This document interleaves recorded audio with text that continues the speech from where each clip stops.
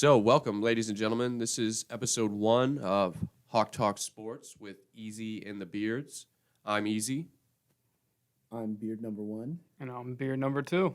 Harper to get it in. Throws it to Ewing. Ewing surrounded. 2 seconds to shoot. He drives. He shoots. He missed. He missed. He missed. We ring the bell, baby. Ding dong. The witch is dead. Takes the ball at the 30. He's hit and got away. Back upfield to the 35 to the 40. He's to the 45. Hawktalk. Thank you for joining us.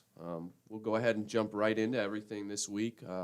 Do a little men's basketball recap to kick things off.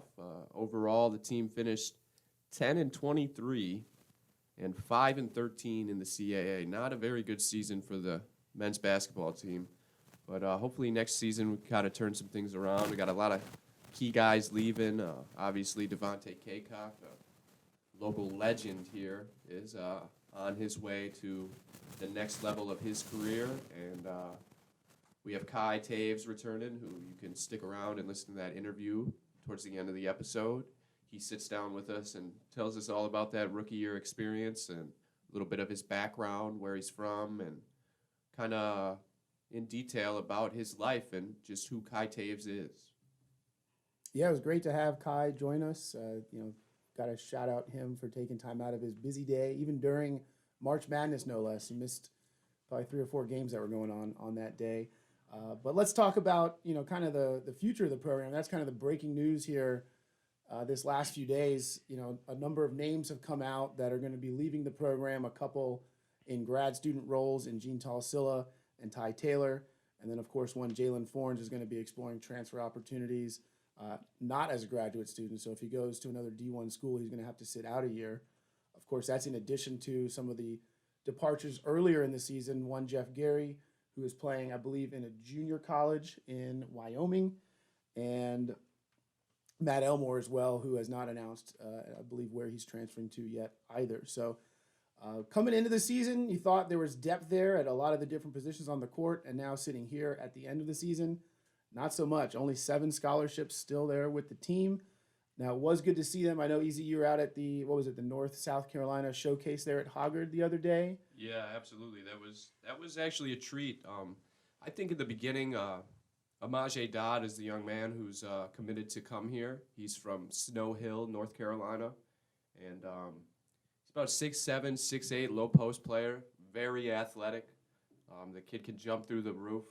I mean, he's got a vertical that you would not believe, and I know a lot of people will be excited to see him once he gets here. But, that whole situation, I think, for him coming in is, I think as he continues to work his way towards coming here and getting on campus, I think the pressure may mount a little more in the sense of what his role will be. Because as of now, him and Jake Boggs, another young man who's committed to come here, they may have a lot on their plate in year one. I mean, with these things that are continuing to happen, it's looking like those guys are going to have to kind of be thrown into the fire day one. Yeah, it's going to be interesting to see what the future holds with, Kai coming in. But, Kai's already here, but Dodd coming in. That duo might be nice.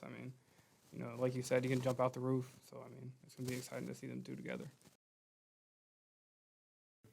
So not an ideal situation, but it does seem like the 7 guys that are here are a pretty tight-knit group, and they're all pretty positive about the outlook going forward. So, hopefully in the months to come, we're going to see some of those, probably transfers come in, probably JUCO transfers kind of guys, and supplement that core. And, got to be optimistic going forward.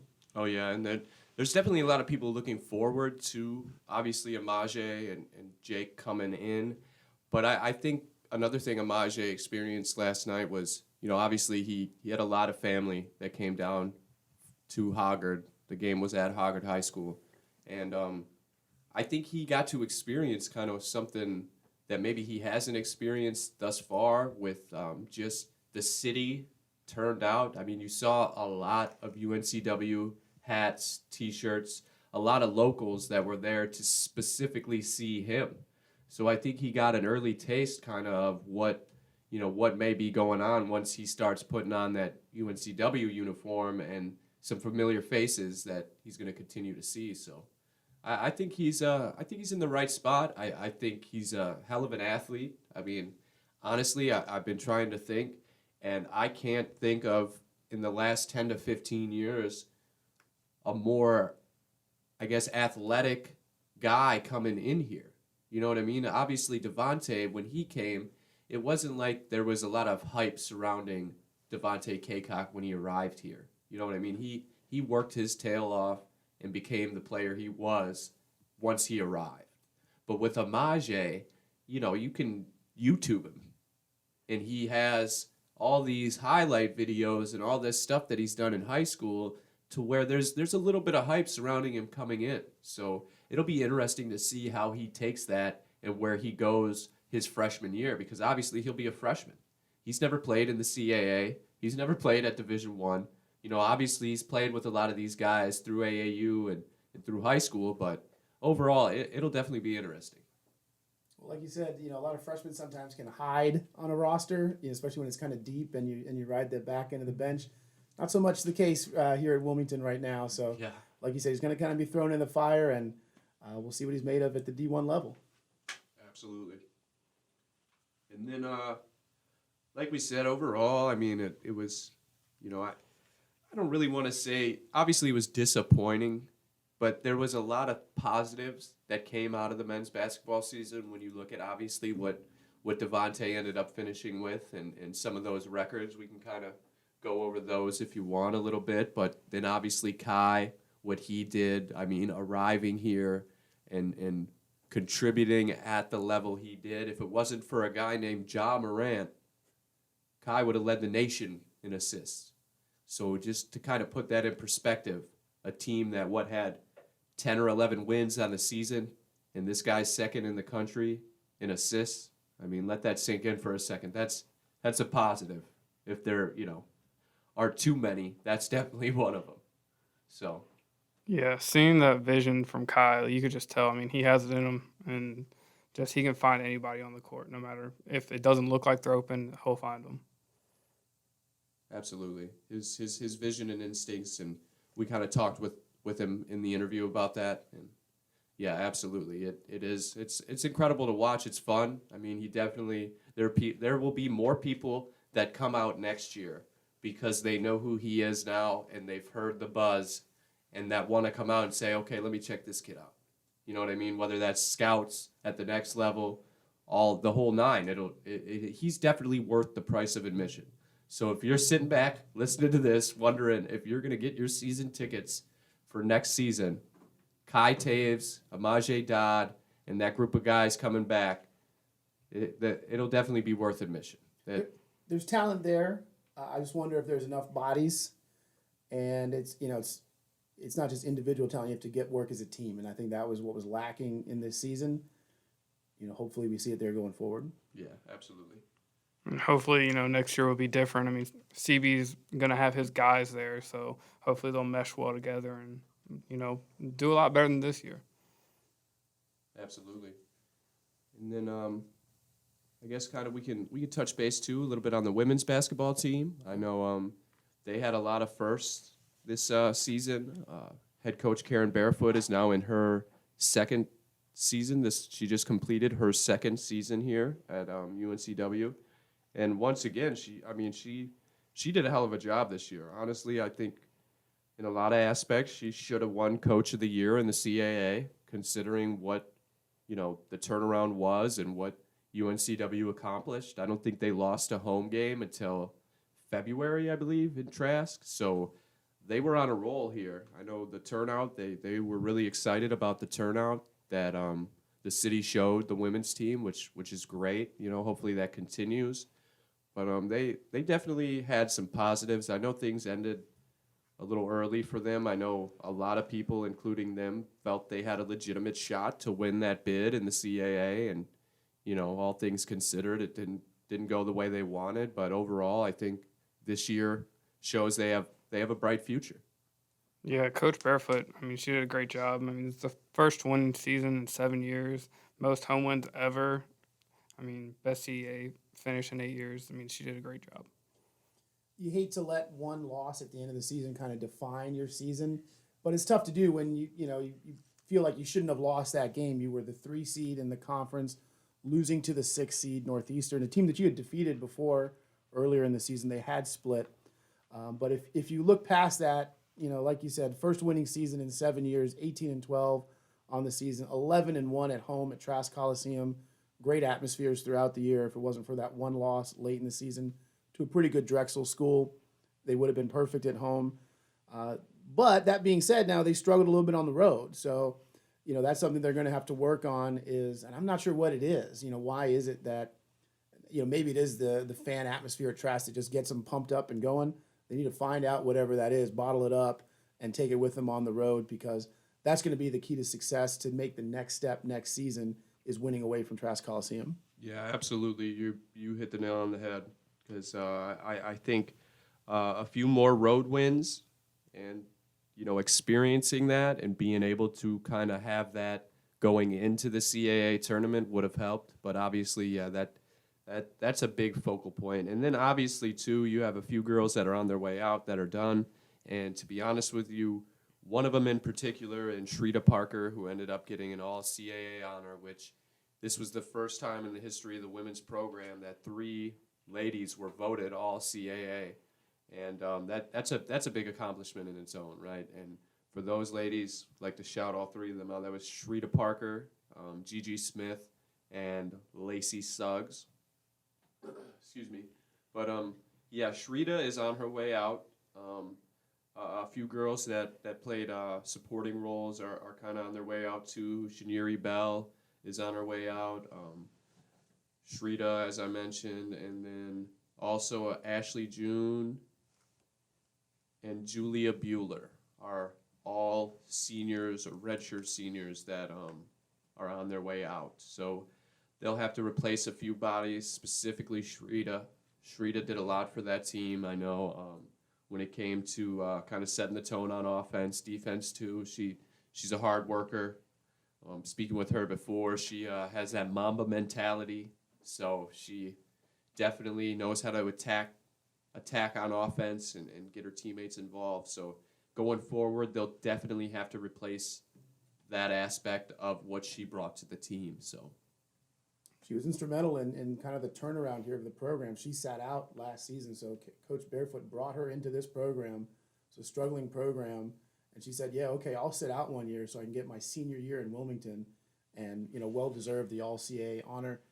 Makes me kind of think, we talked about the men's program, I wonder if someone like Jalen Fornes can kind of do something similar. He's going to have to sit out his, what would have been his senior year as a redshirt if he wants to go to another D1 school. So you don't see it a lot, but we're seeing it here now 2 times, one coming into the program, one leaving the program.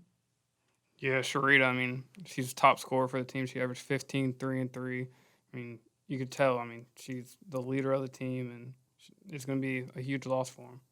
yeah, but let's not make it seem like, she's taking everything with her that was good, because, obviously you have 2 other all-CAA girls coming back in Lacey and Gigi. Now, Gigi is a scoring threat as well. She is an overall great basketball player and knows how to kind of get her teammates involved as well. I think Gigi may end up taking on more of that role that Shrita had next year, as well as Lacey Suggs. I believe Gigi may have finished the season scoring in double digits in all but 1 or 2 games, if not every game. I'd have to double check that. But I believe Gigi overall is going to have to, I wouldn't necessarily say take on a bigger role, but she's going to have to continue with that role that she has already developed and established. So going forward, we expect big things from her. Yeah, Gigi, she averaged 14.9, 5 rebounds per game, and almost 2 steals per game. So you can tell, she's there for defense. She was killing it. Maybe she can, get all the other girls, with her and get a good defense for the team and help them out. Yeah, and they're losing Shaniri Bell, that post presence that she brought, and obviously she is great on both ends. She can rebound, she can play defense. She's an overall post presence that helps that team go. But with her leaving, I think a lot of those minutes are going to go to Paige Powell, who also played great this year. She will not show up in the stats or in your box score every night when they play, but her effort on offense and defense and rebounding is phenomenal. She is going to be key and was key for a lot of their wins this year, coming off the bench, or I believe she did start a few times earlier in the season. But overall, she is another one that's going to kind of have more on her plate going forward next year. And let's not forget Lacey Suggs, somebody who, was a walk-on to this program, kind of exploded onto the scene 2 years ago. I think, maybe the scouting report was finally out on her, and she struggled a little bit here and there last season, little inconsistencies here and there. Still made, I think it was third team All-CAA, but this will be her senior year upcoming, and I'm sure she'll be looking to prove herself and take the next step for the UNCW program. Yeah, absolutely. Like you said, I think the conference and overall people kind of figured her out after, her previous season. So she kind of got off to a slow start, but by the end of the season was a key focal point on that team. So going forward, it'll be interesting to see, and then I know they also have a young lady, Sunshine McCrae, coming in, who also can provide, I think, a little bit of a post presence and rebounding on offense and defense that will be key for them. So now we can kind of jump into maybe some men's baseball. We can go with baseball here to where, obviously the CAA play has officially begun this weekend. As we speak right now, they are currently in a battle with Towson in Towson. And kind of shoot that over to Mike. Let Mike I know he's the baseball guy around here, so. Yeah, my area of expertise, I would say. So just started CAA play this weekend, like you said, up at Towson. Now, Towson is not a good baseball program. They have 3 wins on the season, so the Seahawks definitely went up to Towson expecting 3 wins. They got 2 so far on Friday and Saturday. Today's Sunday. They were down, actually, 5-3 after the 5th inning. They've exploded now. They're up 11-5 as we're recording this here in the 6th, so hopefully the bullpen can hold on there, and I think they will, and get that CAA opening sweep to start 3-0 in the conference. That would be ideal.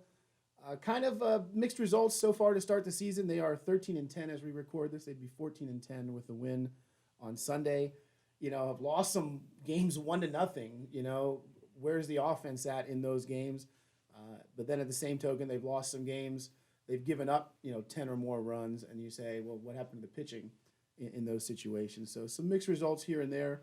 At this point, with the exception of one series at Kennesaw State in a couple of weeks, it's all conference on the weekends, and it's big-time RPI matchups in the midweek. Your Carolinas, your Coastal Carolinas, your NC States, your ECUs, stuff like that. So, at this point, kind of you're starting with a clean slate, and you're moving forward focused on that.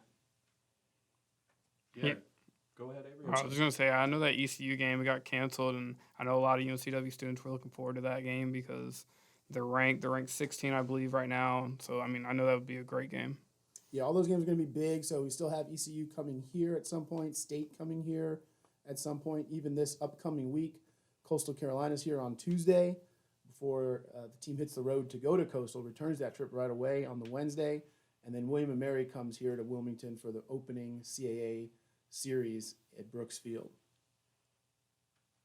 Okay, talk a little more. Now, I know there's been a few guys that have been on fire for UNCW. Now, their record may not show that specifically, but when you talk about Cole Weiss and Brooks Baldwin the last couple months and to start the season, I know Cole ended last season on fire at the plate as well. Talk a little bit about how those two have kind of, I would say, if those two weren't hitting the way they are, do you think they would be over 500 even? No, not at all. So, Cole Weiss, like you said, kind of parlayed the end of his last season. He was the CAA tournament most outstanding player. He kind of parlayed that into this season, had a pretty long RBI streak.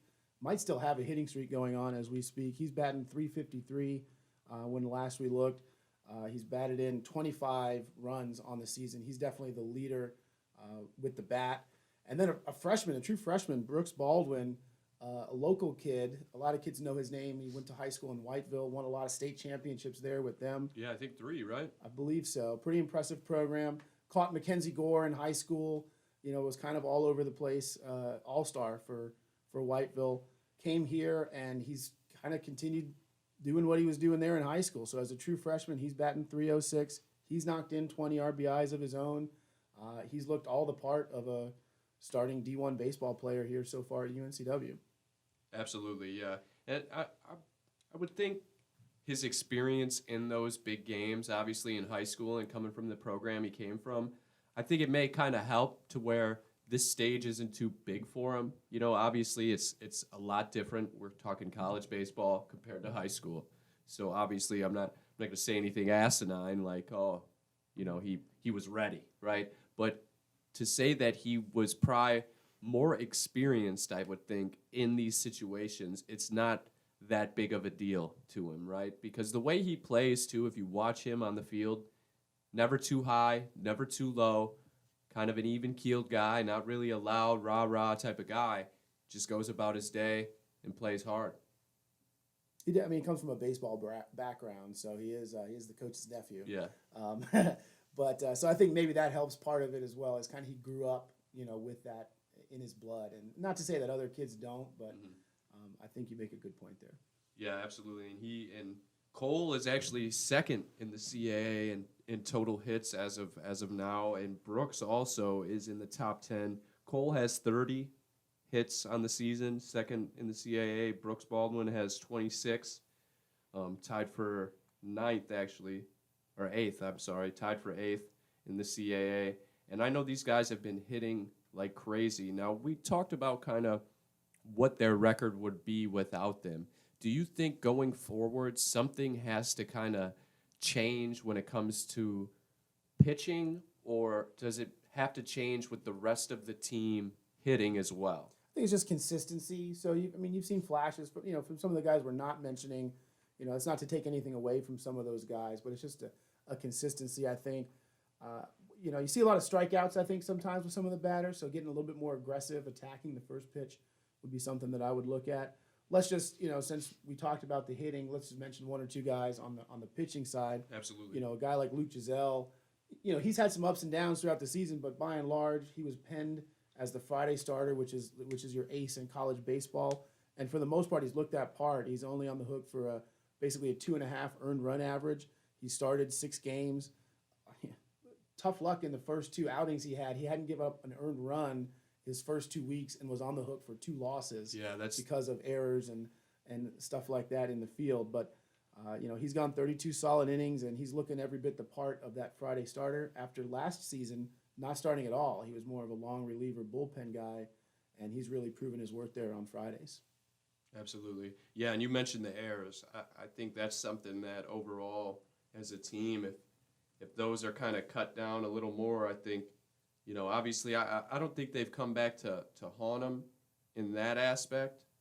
But overall, what are they at, like 36, I believe? Yeah, 36 to the opponent's 21. Yeah, so it's a pretty big gap there in fielding. And I disagree with you. I think it has come back to haunt them a little bit. So I think the record would be different with a few less errors out there in the field. I think it's gotten a little bit better here as the season's progressed. There is a lot of youth on the roster. 6 or 7 guys drafted or playing pro the last 2 seasons in this program. So you don't have a lot of upperclassmen, here at the program for 4 years like you used to, which is a good thing. You want to see those guys move on and chase their dreams. But that leaves a lot of freshmen and sophomores on the field, and it's just the learning curve. Yeah, that 36 is actually first in the CAA too. So, cut that back, you probably might see a difference in that record going forward. And then let's talk a little bit about another pitcher that's back now, Zarian Sharp. I know he had his season last year cut short due to an elbow injury, I believe. It was a shoulder injury. And a lot of people were not sure how he would come back this year, whether it would be a bullpen role or he would go right back into the rotation. And, head coach pretty much threw him right back into the rotation from day one. So kind of talk about that a little bit and where he's at now going forward. Yeah, I mean, he was a guy that came in from a small school around Greenville, kind of escaped the shadow of ECU. They didn't really give him the time of day, and decided to come down to Wilmington, and kind of, due to injuries, got thrust into really a starting role his freshman year, and looked every bit the part, deserving of that role. Like you said, in his sophomore season, got cut short after, I believe, 5 starts because of that shoulder, and it took him, pretty much a full year before we saw him on the field again. And he's only been out there, unless he makes it out today, which I'm sure he probably will. He's only been out there 4 times, and he's easing back in. They're still stretching him out, so he's not ready to go a full, 5, 6, 7 innings just yet. But I believe the intention is to get him back out there on the weekend in a weekend starting role. But to their credit, the other pitchers so far have looked pretty good, and so it's a good problem to have if you're the coaching staff. Where do all these pieces fit? But somebody's feelings are probably going to be hurt at some point here in the near future, because either Zarin's not going to be starting, or he's going to be starting in place of somebody else. And so where do all those pieces fit? But again, that's a good problem to have. Knock on wood here. There haven't been too many injuries, at least on the pitching side. There are a couple guys nursing injuries on the offensive side, the fielding side, but so far so good.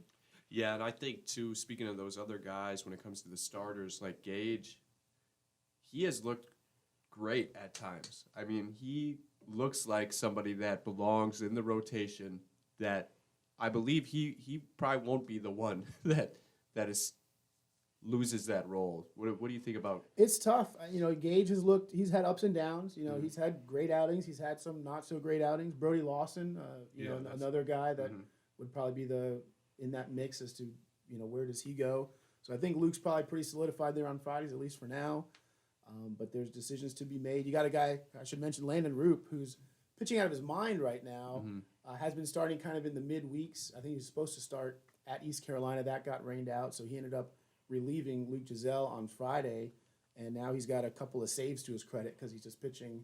It's almost like you have 2 starters in that game on Friday. You have Luke Giselle, your true Friday guy, and you got Landon Roop, another true starter. So that's a pretty good 1-2 combination if that's how it works out. Yeah, absolutely. And speaking of Roop, I believe, what was it, about 2 weeks ago when Chapel Hill came to town, where he looked unhittable. Yeah.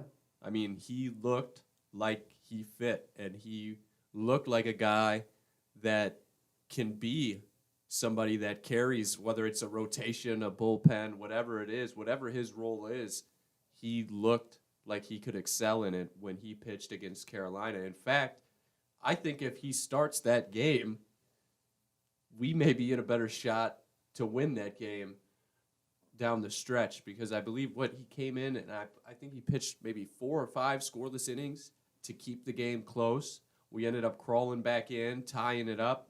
I mean, it got out of hand after the 6th, I believe, 6th or 7th. I think Carolina ended up putting up like a 6th spot on them, and later in the game, I believe. I know they blew it out of the water late in that game, but while Roop was in, he looked every bit the part. And he started the game at Chapel Hill as well. So if you look at it, I didn't even think about it until just right now, but he's pitched 10 1/3 innings against nationally ranked UNC, giving up 3 runs, only 1 of them earned, and he struck out 14 Tar Heels. So you make a good point. If he had started that other game, who knows? Who knows? Yeah, absolutely. Who knows? But if you don't go down, 4-0 in the first, it's a tough hole to climb out of. Absolutely. And like you said, they almost did, but just too little, too late. Yeah.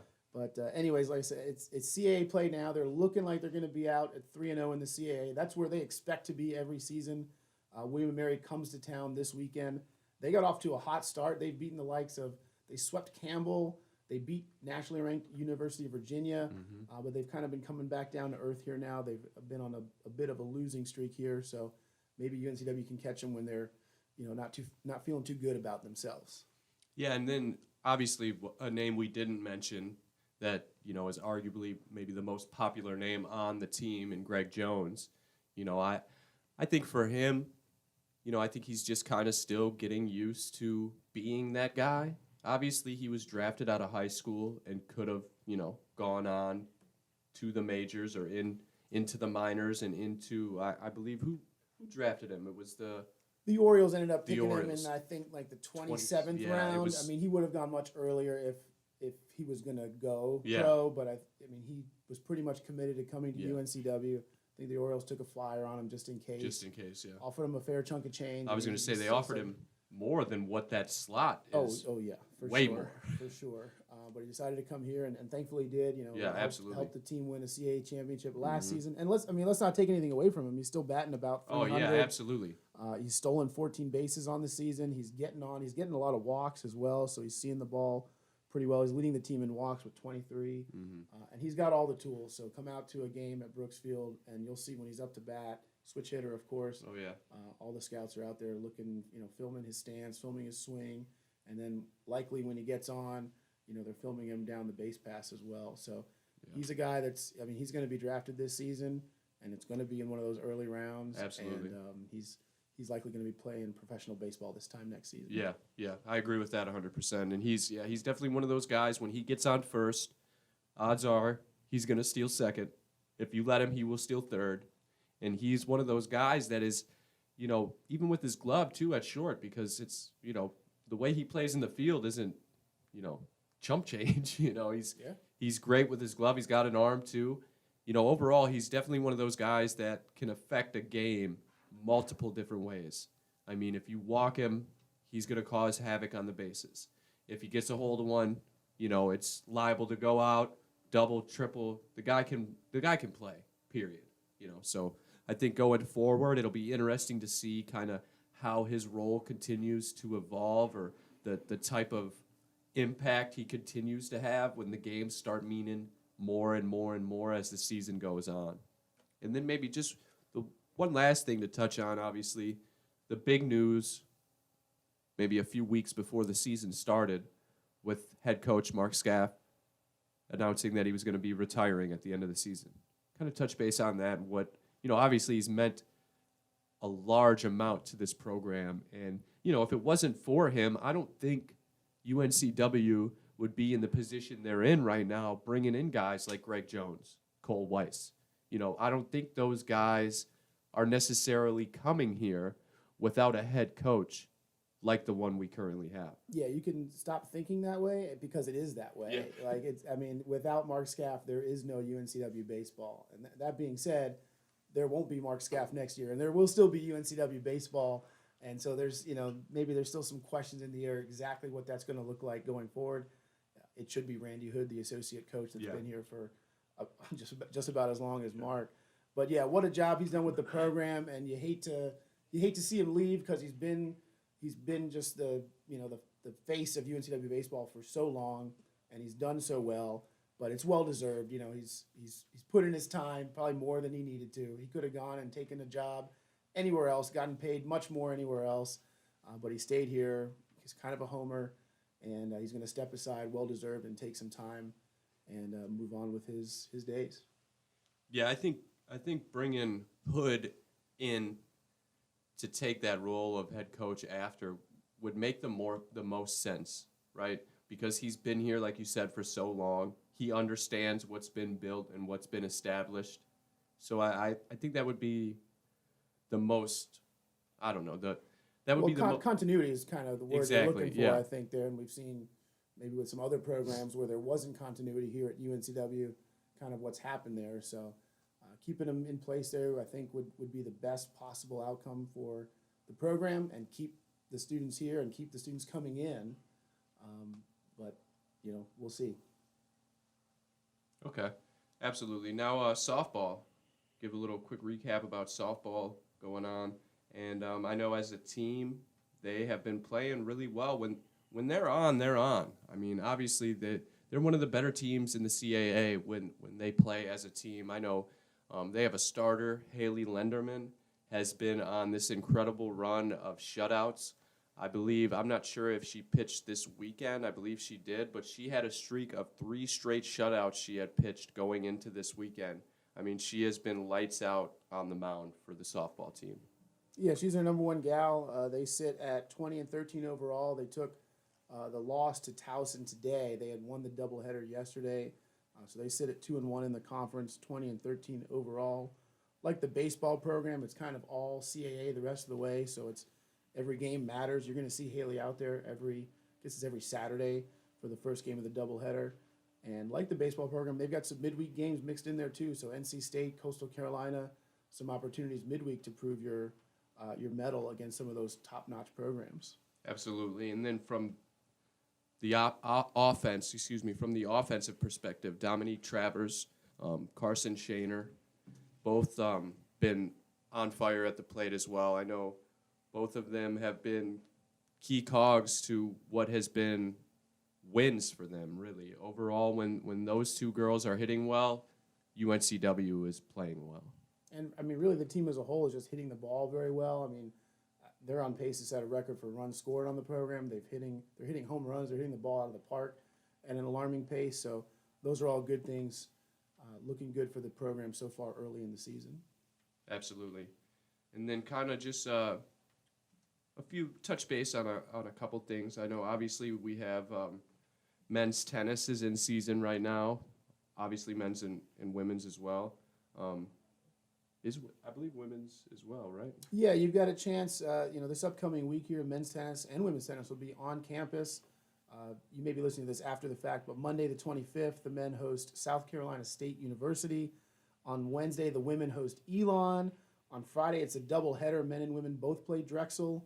And then on Sunday, you've got James Madison coming in. So it's conference play here, basically, for both tennis teams at this point in the year.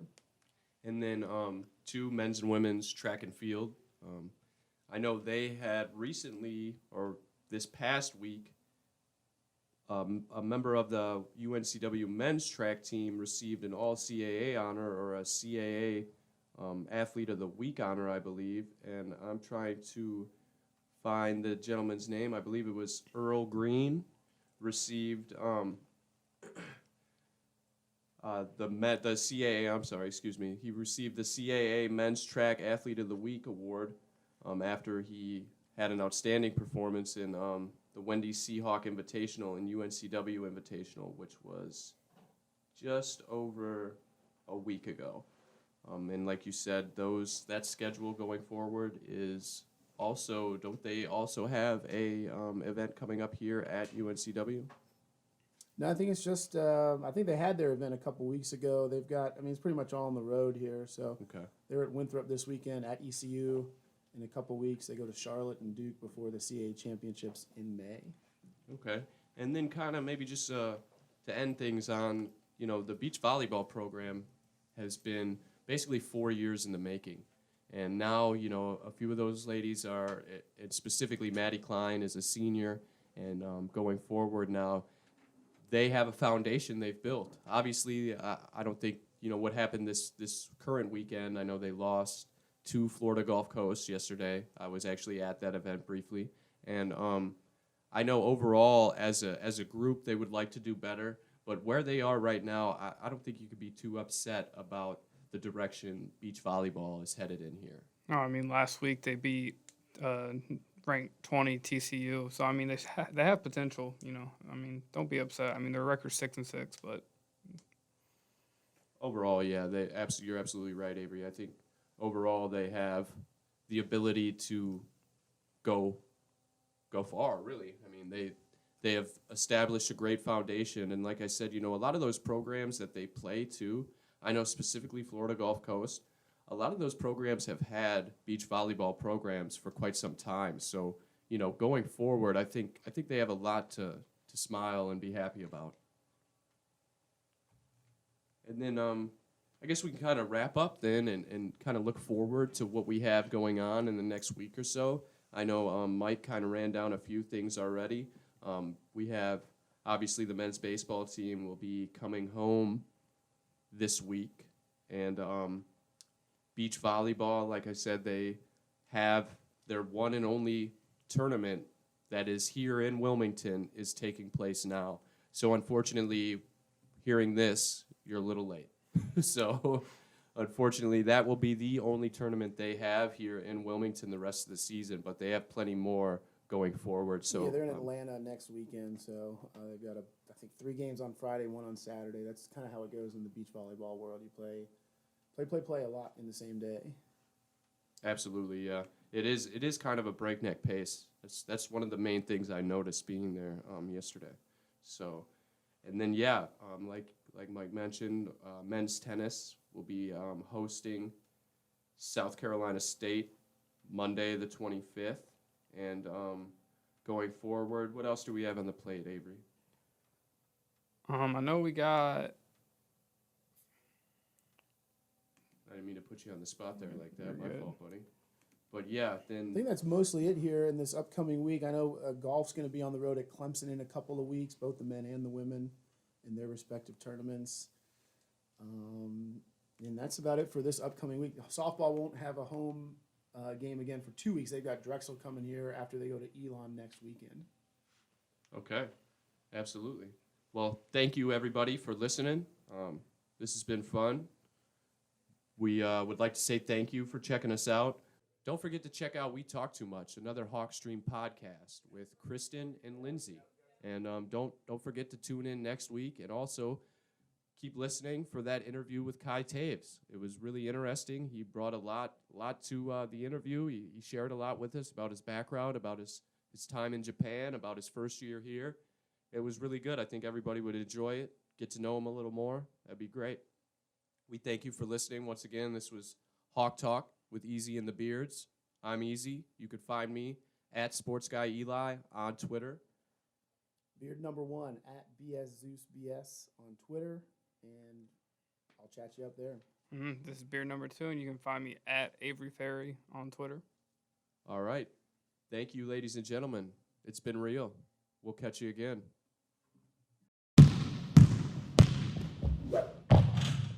Well, thanks for taking time out of your day, Kai. Yep. Chat No with us problem. for a bit. No problem. We're kind of kicking off this new podcast here on Hawkstream Radio with TealTV, and you're the first guest. So I'm you're- happy to you're be the- here. Thanks for having me. You're setting the bar here. I think you're going to set it high, and everyone else has to live up to those standards. All right. Oh, yeah, that's big goals right there. Yeah, that's a lot of pressure. So we just wanted to chat with you, kind of just get to know you a little bit. I know everyone out there has been a big fan of your performance on the court. They kind of know a little bit about your story, or Yeah. not the typical Right. basketball player here at UNCW. So kind of wanted just to dig into that a little bit, maybe recap the season and Yeah. look forward a little bit. Nothing too crazy. And Anything's all right. so let's take it back to the beginning here. I guess Kobe, Tokyo, Japan is your kind of hometown, your Yep. neck of the woods. Born to a Canadian father, BT Toews, and a Japanese mother. Is it Aiko? Eiko. Aiko Toews. Tell us just a little bit about growing up in Japan. Well, first of all, shout out to Kobe. That's my city. I grew up there. Born and raised for the first 15 years of my life. It's actually a little bit outside of Tokyo, about an hour and a half by a bullet train, which is what we use in Japan to get around. But yeah, that's where I grew up. It's a nice city. It's right by the water. It's known for its mixture of mountains, city, and ocean. It's got a little bit of everything. It's really nice. But yeah, being born to a Canadian father and Japanese mother was a little bit interesting because I had 2 different cultures in the house growing up. I spoke English at home because my parents decided that living in Japan, I was naturally going to learn to speak Japanese regardless. And you see actually a lot of half mixed kids in Japan who only speak Japanese. Their father's from the States or anywhere foreign, but the kid mostly just speaks Japanese. And that's probably due to, in Japan, they're not as open yet to outside influences, I would say. The younger generation is different. But so growing up, I was always exposed to different cultures, and I think that's where my interest in basketball started a little bit, knowing that my dad played professionally, and just decided that was something that I really wanted to pursue. And he came over to Japan. Was it playing or coaching at that Yeah, point? at first it was playing. He played in Canada, Germany, Philippines, ended up playing in Japan near the end of his career professionally, and then he retired there. Loved it, so he stayed, met my mom, and then eventually got into coaching there as well. And what does your mother do? She stays at home. Doesn't work. Yeah. How much Canadian influence did you have growing up? Was it all basketball? Did you get the hockey and the? Oh yeah, well, my dad's second cousin is Jonathan Toews, plays for the Blackhawks. Three-time Stanley Cup. Yeah, champion. legend. There you go. But every summer we would go to Canada. Always made sure we made a family trip to Canada every summer. So, I was familiar with the Canadian culture as well. But I consider myself to be a Japanese person. I identify as Japanese, even though I am mixed, because that's really the country that I was brought up in, and people that supported me are mostly from Japan too. So Do you hold dual citizenship? I do. I currently do, but in Japan we have to decide at age 20. Time's coming up. I'm 20 right now, so I'm gonna wait till they hit me up. But until then, I'll keep both. How does that transition go then? Like you said, they'll hit you up. Is that something you've been kind of thinking about for a while now? And Well, no, I've always known that I was gonna pick the Japanese passport citizenship. Right now I'm already in with the Japan national team, and it's just I've always, like I said, consider myself to be Japanese, and I intend on living in Japan, one day, whenever I can. So it was a no-brainer. I know I'm gonna pick the Japanese citizenship. Cool, that's awesome. Take us back kind of to the story about your dad, and then just kind of how you got into basketball. Yeah. Kind of when you were young, was that something? I know obviously you're probably watching highlights or whatever it may be. Was there someone specifically other than your father that you kind of looked at and were like, hey, this is something I want to do? Yeah, for sure. I started playing soccer at first. That was my main sport for a long time. I wanted to be a soccer player. Then I think maybe 4th, 5th grade in elementary school, you're playing on the playgrounds, and all my friends started playing basketball, and so I picked up a basketball, started playing, and I was like, I could kind of do this. Like, I'm not that bad. And I remembered that my dad played basketball, and he never pushed me to play basketball. When I was into soccer, like, that's what he pushed me to do, like anything I wanted. So he never ever put basketball on me or put a basketball in my hands. He wanted me to find something that I loved that wasn't from him. And if that ended up to be basketball, then he was all right with that. But when I started to pick up an interest in 5th or 6th grade, I asked him, and from that day on, we worked out every day in the gym. I told him, I want to get better. I want you to push me, and he never ever stopped pushing me since then. Yeah, you can kind of tell too, because when you look at some of your highlights and some of your stuff that's on YouTube, some of those videos go back to like 2012, 13, some of them. Mm-hmm. So can you say your dad was kind of, once you made that decision, he was all game and ready to get you eventually over here then? No doubt, yeah. He didn't push me to come over. I had to convince him to let me come over to the U.S. I asked him when I was about, you said 2012, the mixtapes or something? Well, 13 or 14, 13, I yeah. believe. So I think 2014, I asked him, I told him, I want to go to the States because I want to play D1 basketball, and I can't get recruited from here. And he thought about it. He said, no. He said, I'm not letting you go. I said, why? He said, you're not good enough. Like, I'm not going to pay for you to go all the way across the world, and I just don't think you're good enough yet. So keep working, show what you can do, make some noise in Japan, and then we'll talk about it again. And then a year later, I went up to him. I still have, this dream, and I think he kind of recognized that I was serious about it. It was a year later, so it was still on my mind, and I finally convinced him. He said, all right, I'll let you go, but only if you can get a scholarship at one of those prep schools that you're looking at. And so we took a family trip. My whole family, we hopped on a plane, came over to the U.S., went to Bridgeton, Maine. Was the first school that I looked at, and that's in the middle of nowhere. Basically Canada. Basically that's Canada, right. cold. And that's your first experience then with America? Yeah, that was my first. So I was Maine. like, what is this? Shout shit? out Maine. That's what I would be Yeah, I thinking. was like, what is this? But yeah, we went to Bridgeton, and then hopped in a rental car, drove all the way to Bridgeton from Montreal. So we crossed the border there, and I had to try out. Like, I just hopped off the plane, 4-hour drive. Had to try out when I got there. Straight to a gym, and like, I shot really well that day. Really? Like, really well, yeah. Way better than I usually do. And coach kind of had already seen some of my highlight tapes, as you said, and they offered me right there, and then that was it. That was my ticket to the U.S. really.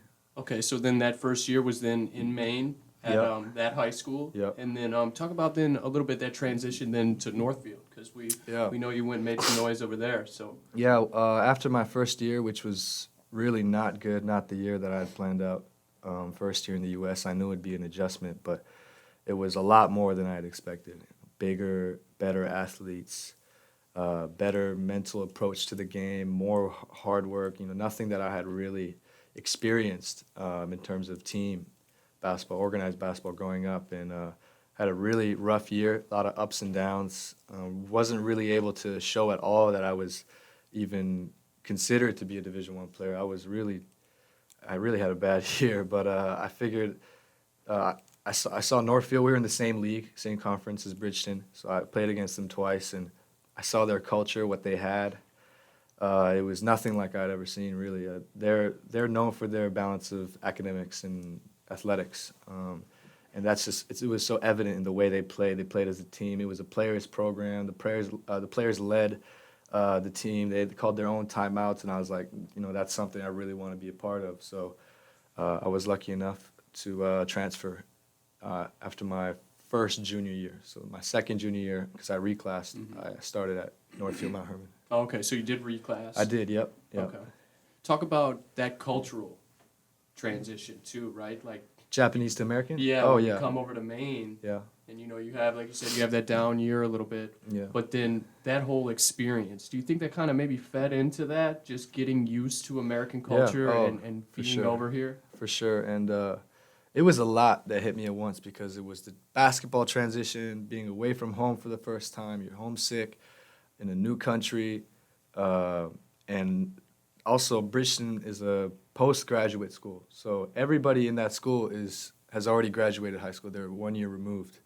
I was the only junior in the school, and there was only one other true senior in the school. The rest were all postgraduates. So not only was I dealing with the cultural change, I was hanging around older kids. That was different.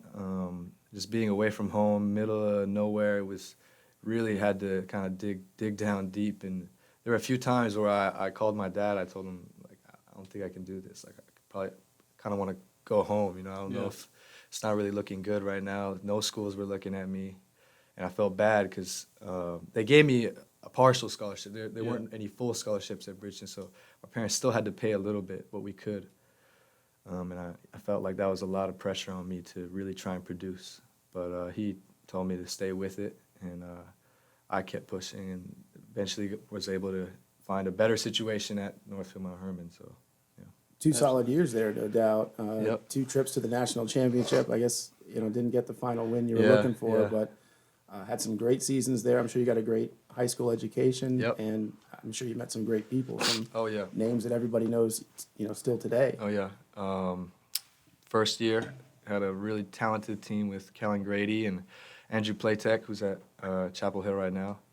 A couple other Division I guys. The whole senior class went Division I, and we lost to a really good Brewster team. I don't know if you guys know Brewster, but they're Beat Hargrave in the semis, right? beat Hargrave in the semis, lost to Brewster in the final. But the next year, our senior year, we won our New England championship, beat New Hampton, which Coach Rob Burke, that's where he went. That's where he went. So beat his team, who I always talk trash to him about that. Oh yeah, you always have that. He hates that. Yeah. He hates that.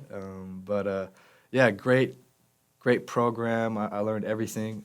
Shout out to my high school head coach, John Carroll, one of the best coaches I've ever played for. Really taught me a lot of what I know now, and really took me in as a kid from Japan, and kind of had me start from scratch. Kind of built me up from the beginning, and I appreciate him for that. So where along the way do you start getting, maybe some looks from D1 coaches? Yeah, that's why you're here. Yeah. My first offer was in the fall of my junior year, so my first time stepping onto campus. Still in Maine? No, still in. Now had moved to Northfield Mount Herman. So second junior year. Yeah, second junior year. And we would play open run in the fall. Just play 5-on-5. College coaches come in and out, watch. And I actually had an offer from Bucknell. That was my very first offer. And I remember being really excited about that. And then flash forward, like maybe a couple months later, I had already lost that offer because I had played worse since then, and they had stopped contacting me. That's how it is. And I had no idea about that. Yeah. I didn't know about, if they offer you, it doesn't mean Yeah. you Nothing's have committed. that. They could take that away, unofficially, but they could take that away. So I lost that pretty quick. Didn't have any other offers till late summer before senior year. So my last time playing AAU. was coming off the bench for a really good AAU team, the New England Players. We were second in the country, lost to Compton Magic in the finals. But I played a really talented team, came off the bench, and actually the one game that I did start was because our starting point guard was injured, and that's the one game that Coach McGrath saw me play. Oh, So really? I was really lucky. I started my first game, played really well, and after the game, we're in the van heading back to the hotel. I get a call from Wilmington, North Carolina. I'm like, who's this? Pick up. It's Coach McGrath. I was really liked what I saw. Pursuing you right now, yada yada yada, and that was my first, I would say, official offer. And it was the only one that I really needed, to be honest, because I looked at other schools after that, but I knew in the back of my mind that Wilmington was the school that I would end up going to. What was it that sold you on Wilmington specifically? Well, as soon as I got an offer from any school, my dad went straight to the computer, looked everything up. Yeah. He knows a lot about NCAA basketball, but doesn't know every school. So, he did all his research. He'll come back to me the next day and give me the rundown, like what they got, what's the pros, cons, whatever. And then at the end, I obviously had to make a list of all the things about all the schools that I was looking at that, that I thought would be good for me. And eventually, it was just a feeling. I really can't explain it, but I told my dad, it's just a feeling, like Wilmington. It's just Coach McGrath, the coaching staff, the players. I took 2 visits here, and both times I had a blast, and I was, that's probably the one. So called coach, told him I wanted to be their incoming point guard, and that was that. Who else was looking at you? I saw maybe Delaware, Wofford. Yeah, Delaware and Wofford. Those were the final 3 that I had to decide between. It's a good thing you didn't choose Delaware. yeah. Wofford's doing pretty well, but I still have no regrets. Like this, I always trust my instinct. I've always trusted my instinct, and they tell me that I'm where I'm supposed to be right now, and I'm really happy to be here. Well, yeah, and you look at what ended up happening once you got here, and Yep. just the situation. You Yep. think kind of it makes perfect sense and was good Yeah, fit for you. for sure. Obviously as a team, we didn't finish the way we wanted to. Everybody knows that. Mhm. It was a rough year, but it was really a learning curve for a lot of our guys, especially myself. And we have nothing but experience to learn from for next year. And I can guarantee next year you'll see a different team just because of what we went through. We had to learn the hard way, but we learned regardless. And we'll be able to show that next season for sure. Let's talk about the season a little bit. We kind of want to just, touch on some of the highs and lows and in between. Like you said, it didn't end the way you wanted it to. 10-23 was the overall record. Yep. 5-13, in the cellar of the CAA. Did get that 10th win though over Elon in the first Yep. round of the CAA tournament. So that was, definitely a positive there towards the end of the season. And obviously you don't want to be concerned too much about yourself, but even with that learning curve considered, 8.8 points a game, 7.8 assists per game. You set the conference single season record for assists. Yeah. Made the all rookie team. Didn't quite get that rookie of the year Yeah. accolade that He was robbed. He was robbed. There's a lot of outrage on Twitter for that for sure. But all things considered, you had a pretty solid freshman season. Yeah. I did probably a lot more than people thought thought I could. Surprised myself a little bit too. Can't sit here and say that thought I was going to break the conference record. Did not think that would happen, but I think I could attribute it to a lot of things. My teammates, those assists don't come unless they hit shots or unless they make the layup. So Absolutely. they really, that's a lot of that is towards them. Yeah, I think that it was. I came in. The coach kind of gave me the keys from day one. Kind of let me play my game. It wasn't always. I didn't always do the right thing, but I tried to follow my instincts and listen to coach as much as I could. I thought as the year went on, I got more and more comfortable. And I told myself that no matter what, I was always going to stay aggressive, even if I had a bad game, because I knew. I said it before the season started. I forget who it was, but media. I told them that I know I'm going to have ups and downs. I'm not afraid of that. I know I'm going to have good games and bad games, but I promised myself if I do have a bad game, I'm coming back the next day even harder because you can't go worse than that, you know. So I just kept doing that, and personally, I thought that I had a pretty solid year, but also because I played a lot, I got to learn a lot of things. I know my weaknesses. All the other teams know my weaknesses. Our coaching staff knows my weaknesses, so I have a lot to work on this summer, and just hope that, you know, I don't want this to be my best year, you know, not at all. I want this to actually be my worst year and get better every year from now. Yeah, speaking of minutes, yeah, you led the team in minutes. Yeah, yeah. Over 30 a game. Well, you know, we had Jackie get injured. Jeffrey Gary left. So, and Taiji was injured the whole year. So I kind of had to play a lot of minutes. I'm sure if we had more healthy bodies, I maybe wouldn't have played as much. Mm-hmm. But either way, I think that when I was on the court, I was able to lead our team, especially offensively, trying to get into our sets and get us shots. Yeah. Talk about that relationship with Coach McGrath, because we kind of, I wouldn't say there's rumblings, but, you know, obviously you guys didn't finish the way you wanted to at the end of the season.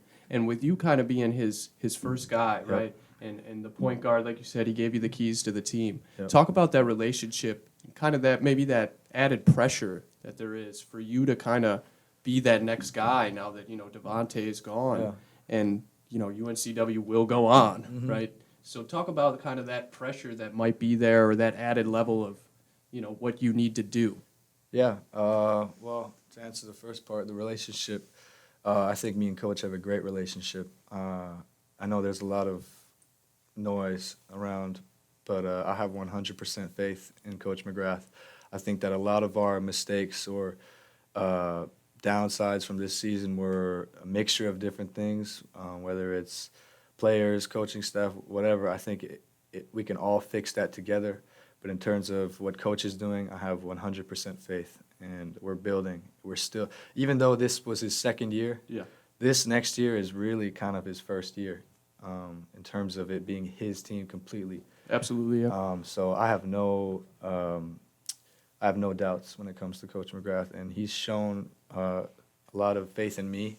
And the only thing I could do is repay that faith in him, and I really appreciate, you know, the opportunities he's given me. But yeah, I don't have any doubts about next season in terms of that. And the pressure thing, I don't feel that much pressure. Yeah, I mean, Devontae, it's hard. That's a tough follow, you know. That's a legend on and off the court. Great guy. I was, you know, fortunate enough to experience at least 1 year playing with him. But I know his 4 years has been amazing. Just reading up about it, you know, once I got here, I kind of got to learn about what everything he's really done. And you know, that's a tough follow. I don't expect to fill his shoes in any way, but I know that, you know, they're going to be looking at me to be that guy. And everything I do now in the gym working is for that. I'm ready to be that guy. I was ready to be that guy when I came in, so I'm just excited for that next year.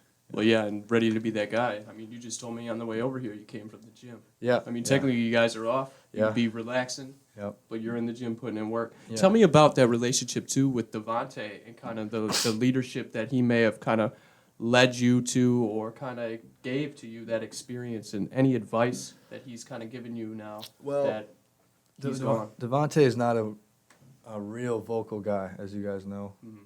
He won't come up to me and preach to me or anything like that, but he did more than that by just showing me through his actions.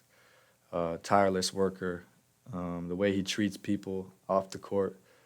He's a guy that, you know, there's nobody out there that doesn't like Devontae if they've actually met him. You know, he's a great guy, and just how to kind of live in that spotlight when it comes to being around here. I've just watched from him, and when we lost to Northeastern, I remember after the game he told me that you know, just try to get to that tournament, try to win that chip, because when you win that chip, it's nothing like you've ever felt before. And whether you get it 1 out of the 4 years or 3 out of the next 3 years, like, doesn't matter. Like, gotta go get it, because that feeling's nothing else, but you gotta work for it. And so, you know, those words are still in my head. But yeah, in terms of just watching him, I've been able to pick up on a few things on how to be that leader that every team needs. When you came to the team this season, Yeah. you were over with the Japanese national team in the summer, right? So Yeah. you were kind of late to the party. Mm-hmm. How long did it take you to get going? At the beginning of the season. It took a little bit. Obviously, I was late to all of the practices. I couldn't make all the sessions in the summer, so I was already a little bit behind in terms of plays and team rules on defense and whatnot. So I had to pick things up quick. And on top of that, they were ready to, let me be the point guard, as soon as I got here. But it was an adjustment for sure. It took me a few weeks, but I just had to learn our offensive rules and whatnot. But the first two preseason games, the exhibition games, they really helped just get into a rhythm. I think it started with Clemson, and then Peace, maybe. William and Peace. Yeah. Yeah, those two games. And that was all I really needed to just catch up. But and then the hurricane too. That was that happened. I forgot about that. So I asked because there's going to be a lot of turnover, Yeah. from this year to next. So there's going to be a lot more new faces, some that I don't even know of yet. Yeah. So you're gonna have to do it all over again. Yep. Well, hopefully you'll be here, I guess, a little bit earlier Well, than last, yeah. Well, this summer too, I'll have to, or not. play for the national team. I don't know how much, but we've already got our foreign trip planned. So I'll be able to make it to that, and hopefully we won't have another hurricane. Yeah. I'm banking on that. But yeah, we'll have 2 or maybe 3 new incoming freshmen. I'm not sure, and obviously a bunch of new transfers. So it'll be a new team. But what's important is for these guys that are remaining from last year, the returning guys, to really set the culture right now. So our season started when we lost to Northeastern. That day, that was the beginning of our season this year. We've already started to discuss within our guys what we want to set as our culture, because I think that was a big thing last year. We trying to find what was our culture, what was our, what are we going to be known for. We're setting that right now, and when the new guys come in, they'll have to follow that. That's the plan. How's that look right now? It's all informal stuff right now. Yeah, Is that right? yeah. All informal. It's just us guys talking, group text, whatever, talking about what everybody's throwing in ideas, because we got to figure this thing out together. But just getting closer to each other, building those relationships now. So when we step on the court, we're brothers, and there's nothing that can come between that. So we've just been working on that. When do you get time on the court with the coaching staff again? I'm not sure when. I think it starts in either next week or the week after that. Okay. We'll do individual stuff and lifts and stuff like that. Does Ben take care of you there in the weight room? Yeah. Ben always works us hard. Yeah, Yeah. I bet he does. Yeah, you can see the way, Yeah, how big you he can tell looks. seeing him walk around campus. Exactly. He's putting in work too. Oh yeah, he might put in more work than we do. He's always in there lifting. Yeah, that's great. Talk about too then, that identity you're talking about building. Mhm. You got like Mike said, you got a lot of new faces coming in. Talk about what challenges you already know are going to be there, but then also kind of what you expect to see from the guys that eventually, like you said too, you don't know who is coming in. Right. But talk about what you already know is going to happen. In terms of how we play, or Yeah, just like the work ethic and yeah, a little bit of how you're going to play too, maybe. Well, it's interesting because we lose a big piece, Devontae, right? Obviously, everybody we lost was important, but Devontae is such a big presence inside, and we kind of maybe took his rebounding for granted because we never had to worry about defensive rebound. Yeah. I don't remember the last time we were like, all right, guys, got to lock in on these defensive rebounds because Devontae is going to grab most of them. yeah, We right. never had the game plan for that. So that's a luxury that we won't have next year, but I think it'll be good for our wings and our guards because not having Devontae inside, other guys are forced to create their own shots, maybe forced to use a little bit more fast pace. I'm not sure. That's up to the coaching staff. But our guys are, I think, very capable of adjusting to whatever system or whatever way we decide to play. I know the coaching staff will use what we have to our advantage.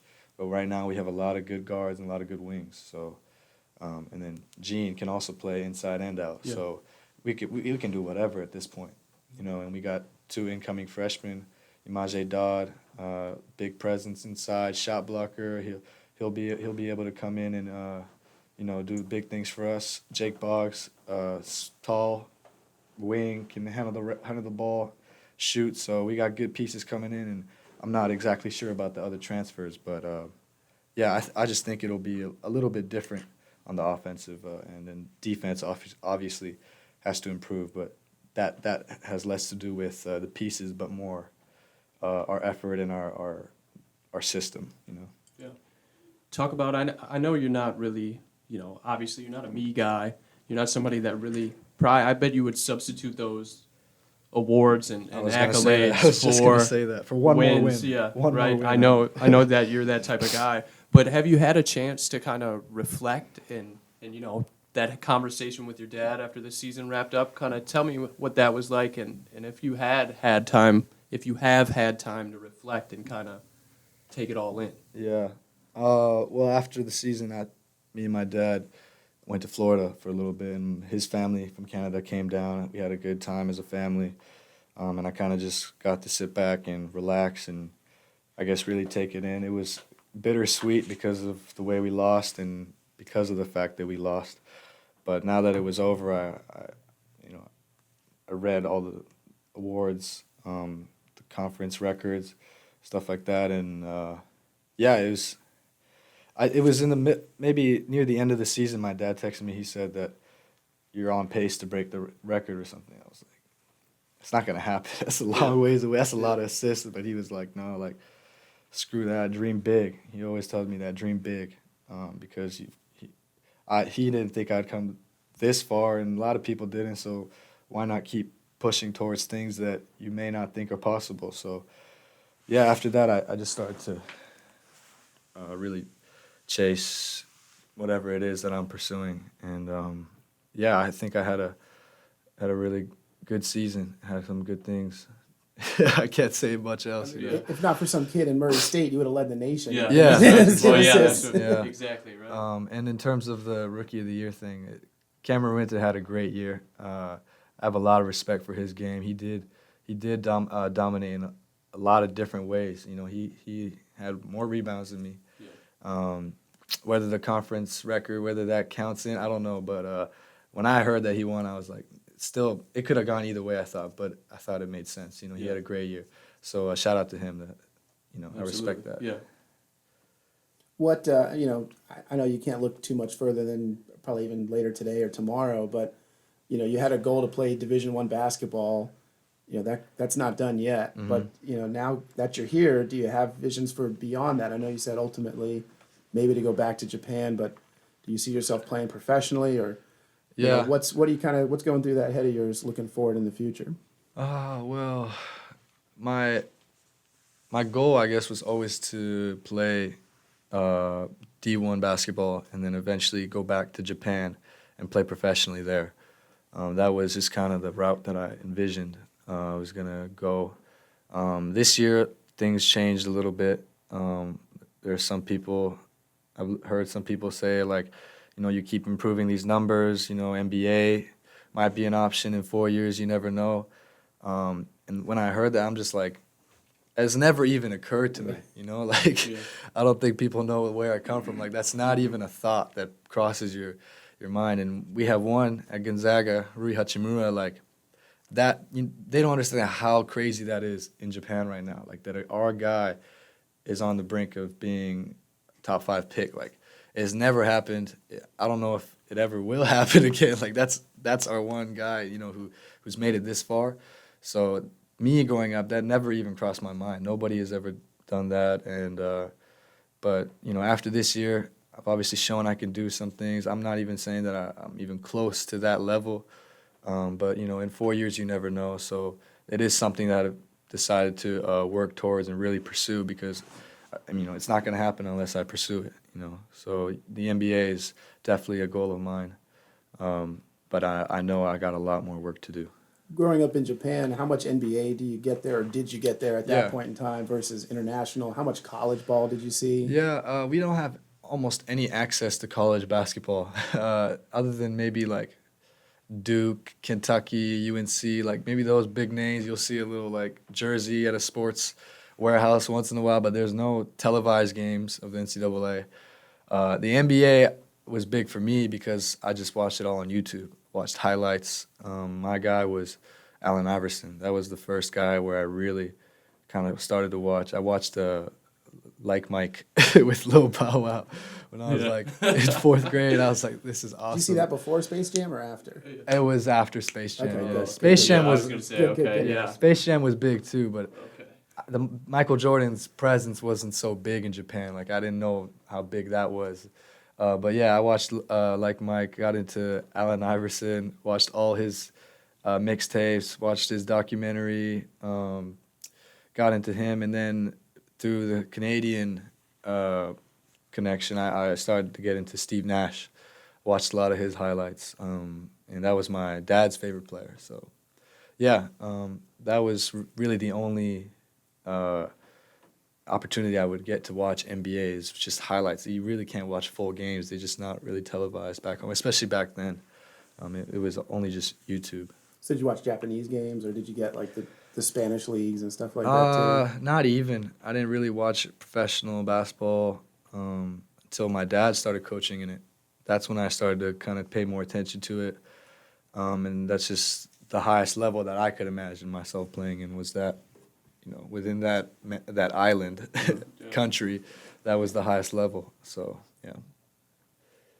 Well, speaking of the NBA and stuff, I mean, your court vision, your anticipation, the way you play the game is kind of built for what the NBA wants now, right? Yeah. Talk about kind of that anticipation, and obviously your assist numbers are off the charts, but talk about that style of play. And obviously you mentioned Iverson and Steve Nash, but where did that really come from? And is that something that you've like consciously worked on, or something that is just it developed as you started playing?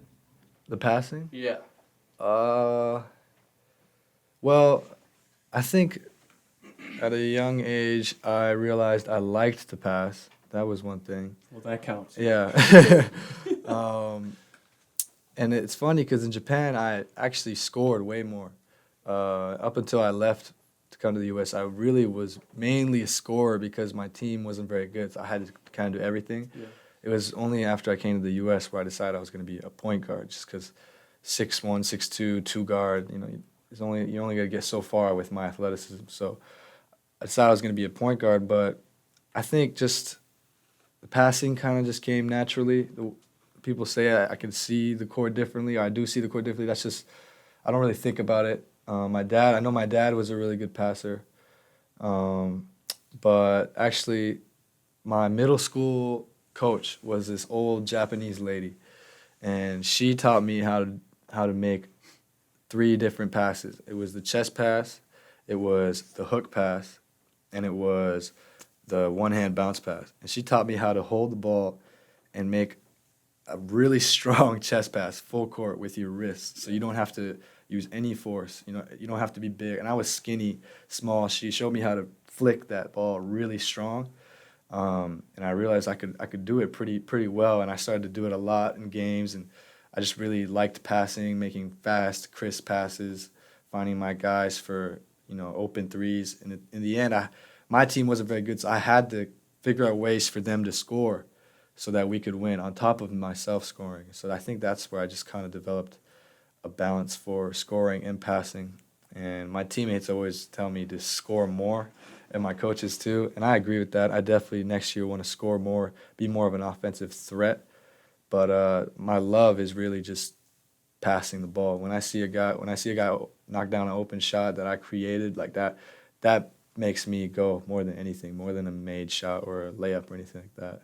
Awesome. So we can credit that middle school Japanese coach Yeah. with that aggressive Yeah, she instinct. She taught me how to pass. That's awesome.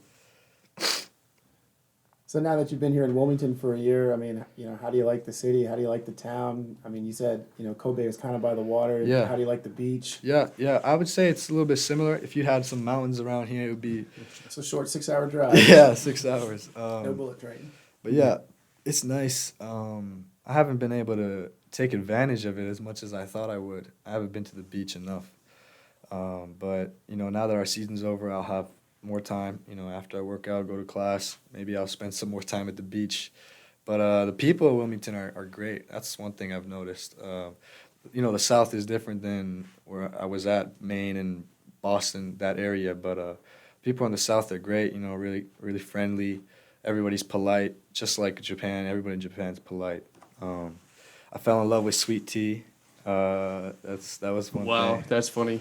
Yeah, that was me 10 years ago. Right? Yeah, Sweet really, tea, it was- that's crack. Well, yeah, no one. And if you go all over the country, it's nothing like here. Yeah. I don't know what it is. Oh, really? But you ask for sweet tea in the Midwest or up north, and you will be disgusted. Really? Right? Like it is nothing compared to down here. Really? I don't know what it is, but every time I'm out of state or anywhere else, I don't even Wow. mess with it no more. It's a North Carolina thing? Well, I think it's really a down south, maybe Bible Belt thing, but Okay.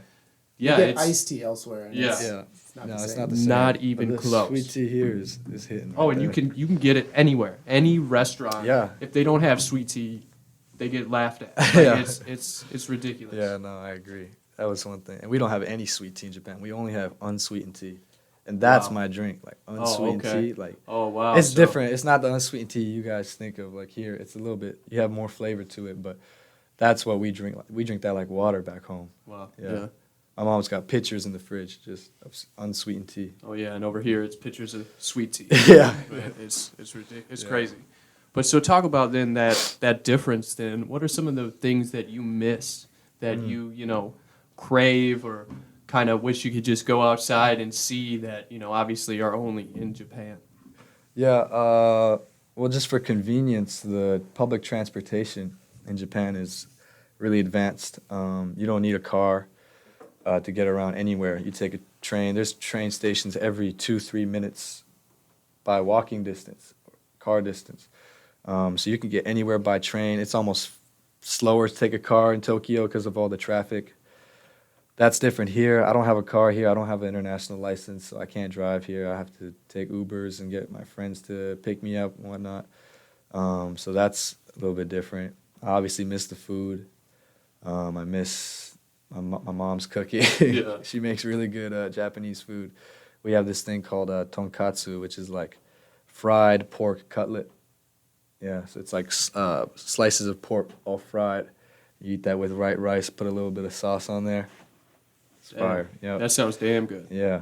But yeah, just being back in your own country, I think everybody could say it's different. It's just a feeling you get, it's where you were accustomed to, what you're used to. So You still kind of feel like a foreigner here? I mean, you've only been in the States for, 4 years? yeah. Well, America does a good job of letting everybody kind of, for the most part, I would say, feel like, home. Everybody's, you're allowed to show your individuality. Everybody's different in America in a way.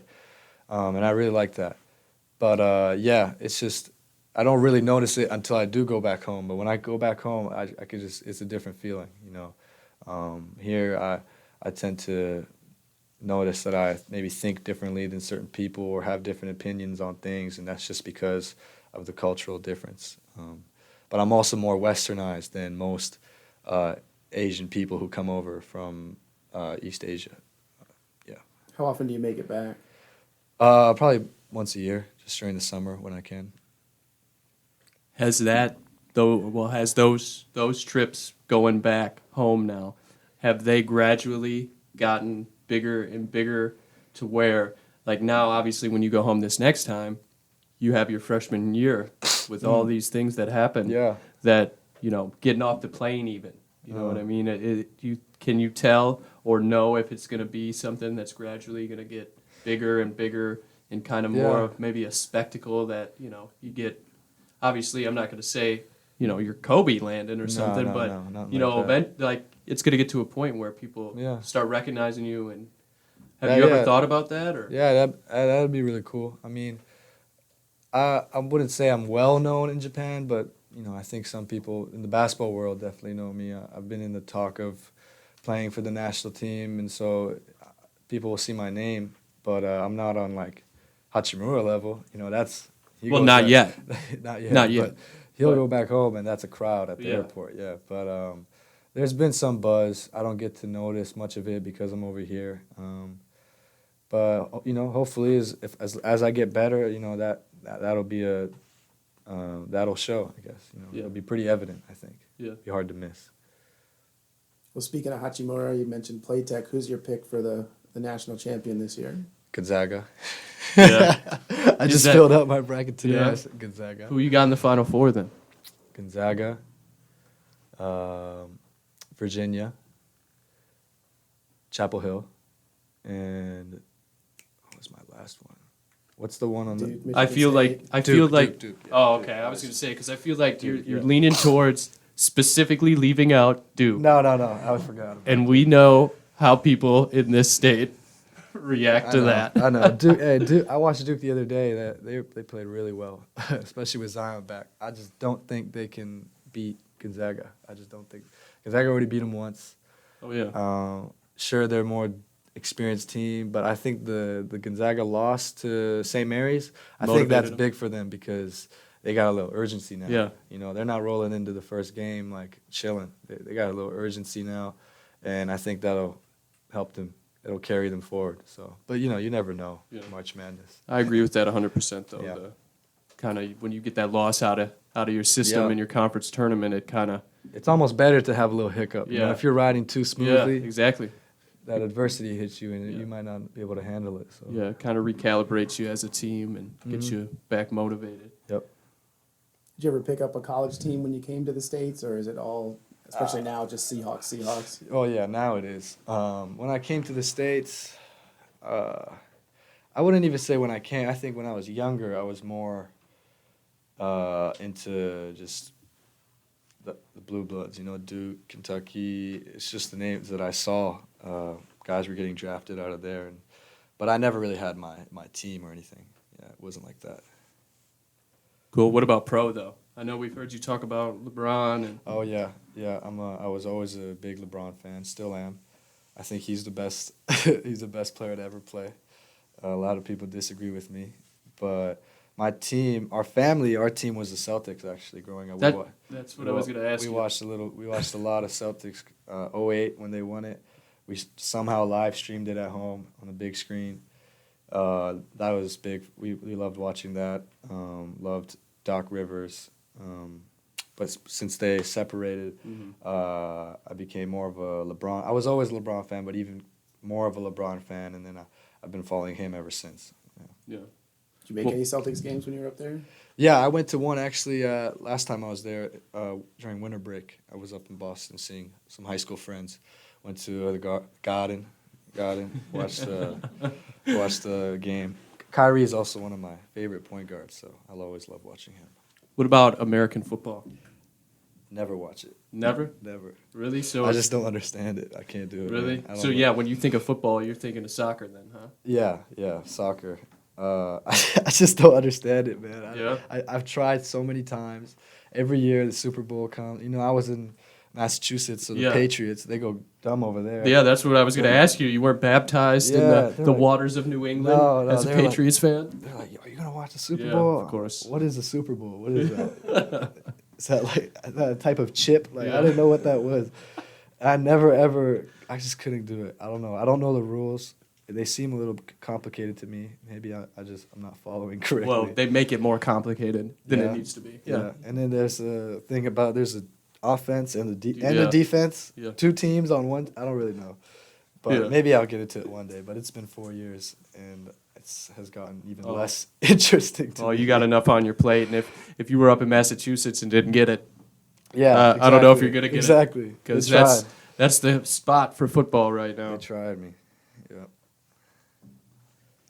Well, all right. I think that about wraps it up. I mean, man. you got anything else you kind of? I don't know who's listening to this. Like who Is there Well, anyone I I can think address? Oh yeah, absolutely. It's I going to mean, go, anywhere. Anyone who wants to listen to it can listen to it. So Okay. it's going to be on the website. I think you can you'll be able to get in your podcast app or whatever. So Okay.